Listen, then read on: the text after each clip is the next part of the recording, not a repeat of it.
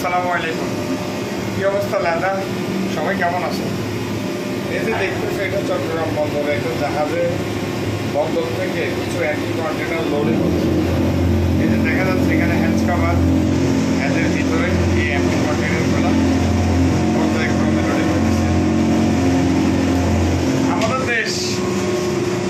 আমাদের দেশে পৃথিবীর বিভিন্ন দেশ থেকে যে পণ্য আসে তা Singapore port, Malaysia, Sri Lanka, Colombo, এই পোর্ট, চায়না, এই পোর্টগুলো হয়ে ট্রানজিট হয়ে বাংলাদেশে আসে।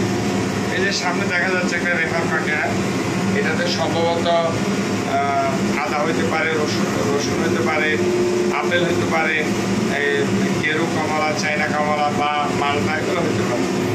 আবার ওইটা ইম্পোর্ট কন্টেনার, এটার নাম দিচ্ছে জাহাজ থেকে। আবার আমি লোড করতেছি, আমি বন্দর থেকে এমটি কন্টেনারগুলো, যেগুলো বন্দরে শিপমেন্ট দেওয়া হচ্ছে, ওই কন্টেনারগুলো জাহাজে লোডে করতেছি। বন্ধুরা, আমি কিন্তু একদম নতুন, আমি কখনো ভাবিনি আপনাদের সামনে এভাবে ইউটিউবে বা আসবো। আমি খুবই নতুন, আমাকে সবাই সহযোগিতা করবে। আমি ভিডিও বা লাইভ কমেন্টস কিছুই বুঝি না, যার কারণে আমাকে আপনারা সাহায্য করলে আশা করি আমি সামনে অগ্রসর হইতে পারবো। মনে করাইতে হবে আপনাদের ভালোবাসা, সবাই ভালোবাসবেন, পাশে থাকবেন। বন্দরের বিভিন্ন ভিডিও দেখার জন্য যে ভালো ভালো কাজের ভিডিও ইনশাল্লাহ আমি আপলোড করবো ইউটিউব চ্যানেলটাতে। আমার ইউটিউব চ্যানেলের নাম কি আমি তাও জানি না, আমি জাস্ট ইউটিউবে আসলাম, লাইভ দিলাম। এই লাইভ সবাই শেয়ার করবেন, ভালো লাগছে অবশ্যই।